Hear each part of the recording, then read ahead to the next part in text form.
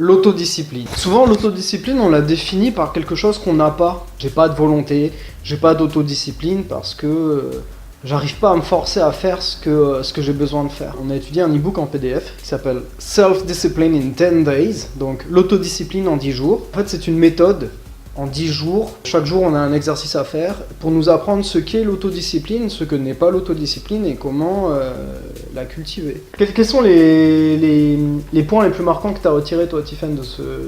C'est que j'ai pris conscience qu'il y a une partie de moi qui veut pas que je réussisse. Donc l'auteur, il l'appelle Hyde.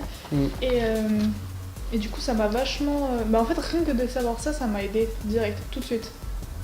L'auteur utilise l'analogie du personnage Dr. Jekyll et Mr. Hyde pour expliquer qu'en fait, il y a une partie de nous qui ne veut pas qu'on réussisse ce qu'on se dit qu'on fasse. Et comment toi, tu l'as défini, cette partie ? C'est notre enfant intérieur, celui qui fait des caprices, qui veut tout le temps jouer, être heureux. C'est quoi le message de Hyde ? C'est quoi son credo ? Personne n'a à me dire ce que je dois faire, même pas moi-même. Voilà, ça c'est le... On pourrait avoir une tendance un petit peu à diaboliser cette partie spontanée, chaotique et rebelle de nous-mêmes, mais l'auteur nous encourage à le considérer comme un... Il faut s'allier avec lui, il faut pas le combattre. Voilà, c'est ça, c'est notre enfant intérieur, et un enfant qui fait un caprice, pour que ça fonctionne, on va pas l'engueuler, quoi. Donc en fait, étant donné que à chaque fois qu'on se donne un objectif, il y a une partie de nous qui veut pas qu'on réussisse, et du coup c'est beaucoup plus dur d'y arriver. Et en fait, ce qu'on appelle la compétence d'autodiscipline, c'est pas un trait de caractère qu'on a ou qu'on n'a pas comme ça, c'est une compétence qu'on peut développer. Et c'est la compétence de... C'est coordonner toutes les parties de nous pour réussir un objectif. Ouais. Et donc c'est utiliser des outils pour, en fait, comme tu l'as dit, faire de Hyde, Mr. Hyde, notre allié. Et on va vous faire un petit résumé très rapide de ce qu'on appelle le processus d'autodiscipline. Après, vous pourrez télécharger dans la description et sur le blog le résumé que Tiffany a fait. Et le résumé, comme moi j'ai fait. Vous pourrez voir comment nous on a interprété ça de façon différente. Donc, le processus d'autodiscipline, déjà il commence par, comme tu l'as dit, comprendre qu'on a une partie de nous qui veut pas qu'on réussisse. Ensuite, qu'est-ce qu'il faut avoir de base ? Toujours. Il faut qu'on se fasse une liste d'objectifs, donc avec tous nos objectifs, et donc on garde cette liste toujours sous le coude. Et pareil avec une liste de récompenses qu'on peut se faire à soi-même. Donc ça peut être des trucs tout simples, genre aller au resto, s'acheter des frites... plein de récompenses en fait. Et voilà, donc faut toujours avoir ces deux listes avec nous. L'auteur nous explique quelque chose d'intéressant, c'est qu'il y a 4 étapes dans le processus d'autodiscipline. Il y a l'étape de décision, l'étape de préparation, l'action et la maintenance, finalisation. Enfin, très souvent, nous, qu'on se dit, allez, soit j'acquiers une nouvelle habitude, ou soit je fais quelque chose que je dois faire. On commence direct à l'action. On commence à l'action. Et on prend des agendas, on prend des plannings, on fait des bullet journal, des trucs comme ça. Mais ça, c'est déjà l'action. On a sauté 2 étapes et qui étaient très importantes. Ouais. Et l'auteur nous explique bien que plus on passe du temps et de l'énergie dans les étapes de décision et de préparation, plus ça sera facile pour l'action et la finalisation. Alors pour l'étape de la décision, donc on fait ce qu'on appelle une feuille d'objectifs. Il faut lister les pourquoi en fait. Il ne faut pas se dire non mais je le fais dans la tête, c'est bon. Il faut vraiment l'écrire, c'est très important. Et on note toutes les étapes à faire pour réaliser notre objectif. Alors on va prendre un exemple, je veux perdre 20 kilos. Donc si on prend l'étape de la décision, fiche d'objectif, donc quoi ? Voilà, je veux perdre du poids, combien 20 kilos, quand ? Et là on se donne dans 6 mois, en étant réaliste, ou 1 an, on va voir.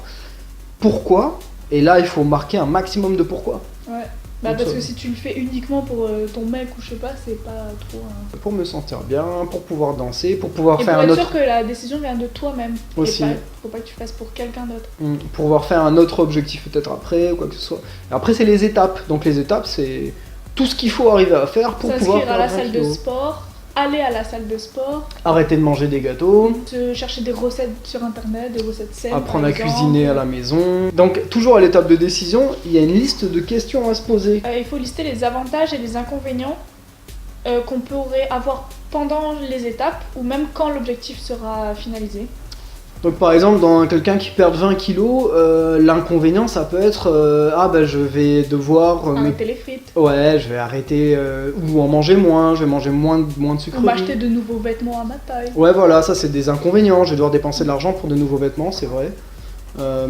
Peut-être que mes amis vont me juger, peut-être. Ils vont se moquer de moi parce que je vais faire du sport. Ouais, alors faudra que... transpirer à la salle de sport, c'est chiant le sport. Ouais, et puis je vais me sentir jugé à la salle de sport. Enfin, il y a tout un tas d'inconvénients et il faut les mettre en lumière parce que si on les regarde pas maintenant, et ils vont nous traîner. Mais ils vont rester derrière et ça va travailler dans le subconscient et du coup. Et ce qui fait qu'on va pas comprendre pourquoi on n'arrive pas à arriver à nos objectifs et on va se juger, on va se dire je suis nul et ainsi de suite. Mais il faut quand même lister les avantages aussi parce que c'est des choses qui vont nous aider à continuer. Ouais. Deuxième étape, donc la préparation, et c'est une étape qui est très souvent ignorée par beaucoup de monde.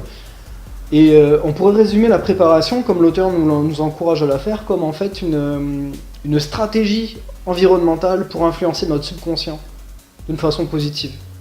Qu'est-ce qu'on trouve dedans ? Alors, il faut faire une to-do list bien datée avec le jour où on compte passer à l'action, donc commencer à agir pour notre objectif. Et pour chaque étape, on associe une récompense. Donc l'auteur après nous encourage à utiliser des outils très puissants pour influencer le subconscient. Il y a les vitamines, le monologue intérieur, la visualisation, la relaxation et les récompenses. Il faut les utiliser à toutes les étapes, les varier et ils doivent tous être positifs, précis et au présent. Ouais, la chose super intéressante que l'auteur explique, c'est que le monologue intérieur qui tourne toujours dans notre tête, il agit d'une façon inconsciente, enfin subconsciente sur notre corps et sur notre comportement.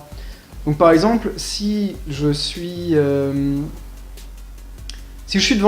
en train de glander devant YouTube, alors que je suis censé aller à la salle de gym, par exemple, et si jamais je me dis je devrais aller à la salle de gym, le subconscient, qu'est-ce qu'il entend ? Le subconscient comprend qu'on n'y est pas à la salle de gym. Ouais, le subconscient, lui, comprend que l'instant présent. Donc l'astuce, en fait, que dit l'auteur, c'est un peu se mentir. C'est-à-dire que tu es en train de glander devant YouTube et tu te dis... Je suis à la salle de gym. Ouais, c'est ça, ouais. Ou alors, je suis debout en train de mettre mes chaussures pour aller à la salle de gym. Je suis debout en train de mettre mes chaussures, et se répéter. Donc c'est positif, c'est pas je ne suis pas en train de fuir d'aller à la salle de gym.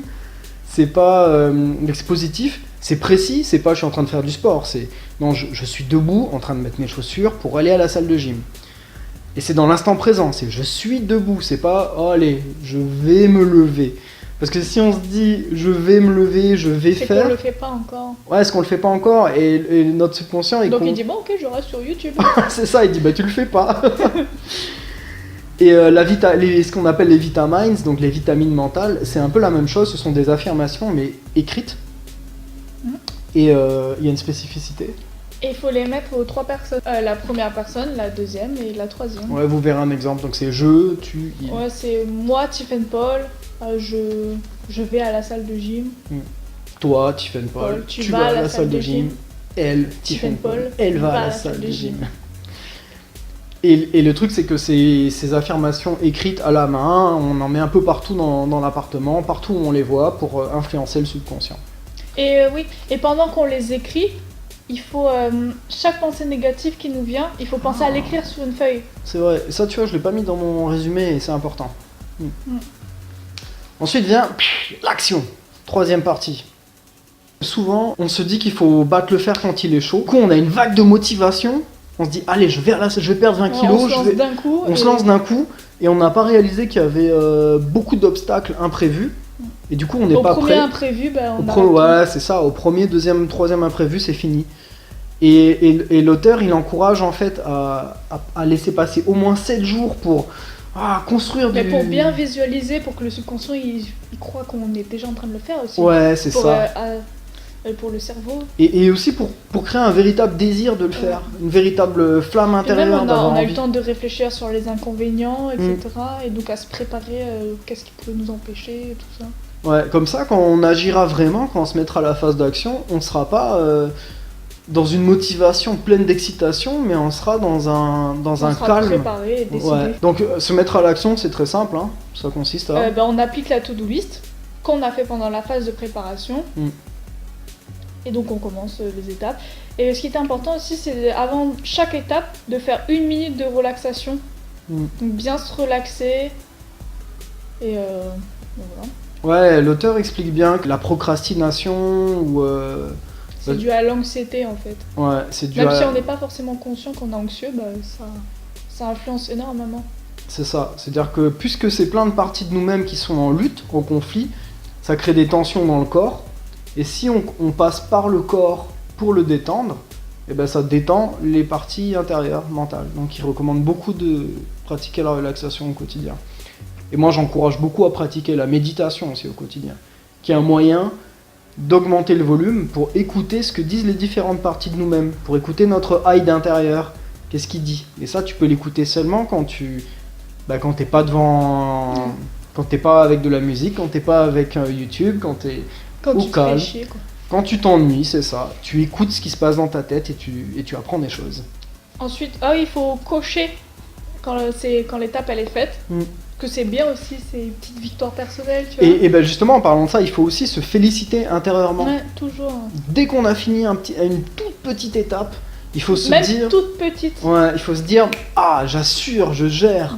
Même juste, j'ai mis mes chaussures pour aller à la salle, c'est déjà très bien. On ne peut pas trop s'encourager et se féliciter d'agir. C'est le meilleur moyen de cajoler notre enfant intérieur, de lui dire, tu vois, c'est bien d'agir en finale, c'est bien de faire ce qu'on fait.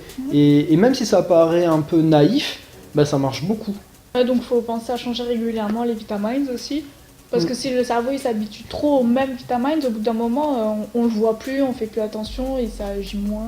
Ouais, si vous avez déjà mis, si t'as déjà mis des post-it chez toi un peu avec des trucs comme ça, au bout d'un moment tu les vois plus les post-it. Donc il faut les changer les couleurs. Les décorer. Vous verrez comment tu fais un effet. Tu mets des petits rubans avec des paillettes. Mais c'est bien justement parce que ça change, ça c'est bien. Puis même ça met en joie. Du coup quand je vois, je fais c'est beau. Puis je le vis. C'est bien, ouais. Chaque soir, il faut revoir le plan qu'on s'est donné. Et si une étape n'a pas été faite, on faut pas qu'on se dise je suis une merde, j'ai pas fait ça et tout. C'est juste on la décale au lendemain, tout simplement. On se félicite. Mais si au bout de plusieurs jours, on voit qu'il y a toujours la même étape qu'on n'arrête pas de décaler, c'est qu'il y a un problème avec cette étape-là. Donc il faut jouer l'inspecteur en fait. Faut voir. Ouais, on joue au détective, ça veut dire on dit ok, je suis bloqué à une étape, qu'est-ce qui se passe, qu'est-ce que Hyde est en train de me dire, qu'est-ce qu'il fait, et donc il y a une liste de questions à faire. C'est peut-être que l'étape elle est trop grosse, du coup tu la redivises en d'autres plus petites étapes en fait. C'est ça. Par exemple, je sais pas si l'étape qui pose problème c'est par aller exemple, à la salle de sport. Si à chaque fois tu dis non j'irai demain, faut voir d'abord mettre les chaussures. Ensuite, prendre la voiture. Et si peut-être que rien que mettre les chaussures, déjà c'est un effort, et l'effort ça va juste être de faire en sorte que les chaussures de sport soient toujours devant l'entrée peut-être. Il n'y a pas d'étape ridicule, il faut que ce soit le plus simple possible. Même pour avoir mis les chaussures. Ouais, c'est clair. Si on est bloqué aussi, on peut en profiter pour en apprendre plus sur nous-mêmes et sur notre hide intérieur, en analysant quels sont ses caprices et quelles sont les peurs qui génèrent ces caprices. On passe à l'étape de la finalisation maintenance. Plus on approche de la réalisation de notre objectif ou de l'automaticité de l'habitude qu'on veut acquérir, Hyde il va commencer à changer de tactique et il va commencer à utiliser les succès contre nous. Genre par exemple dans le cas de la personne qui veut perdre 20 kilos, elle va lui dire t'as vu, t'as perdu 15 kilos, c'est super, tu mérites bien un bon pain au chocolat. Déjà on dit une chocolatine. Donc s'il n'y avait que 3 choses à retenir de cette méthode et de cette vidéo, si t'as pas envie d'aller plus loin et de télécharger le reste, c'est premièrement, il y a une partie de nous qui ne veut pas qu'on réussisse, et du coup il faut s'allier avec elle. Voilà, c'est ça, donc et comment s'allier avec elle? Deuxièmement, en utilisant des outils qui peuvent paraître extrêmement simplistes, mais qui sont très efficaces. Et troisièmement, c'est que plus on passe de temps et d'efforts à la préparation, à la décision et la préparation, plus on a de chances de réussir ce qu'on s'est dit qu'on allait réussir vraiment. Bon, j'espère que ça t'a plu. Donc bah déjà, va sur le lien de l'article, sur le blog, télécharge en PDF les petits résumés qu'on a fait, Tiffen et moi, comment on a interprété cette méthode, et dis-nous ce que t'en penses. Bah merci, j'espère que ça t'a plu et que ça t'aura donné plus d'informations sur l'autodiscipline, et on te dit à bientôt. À bientôt.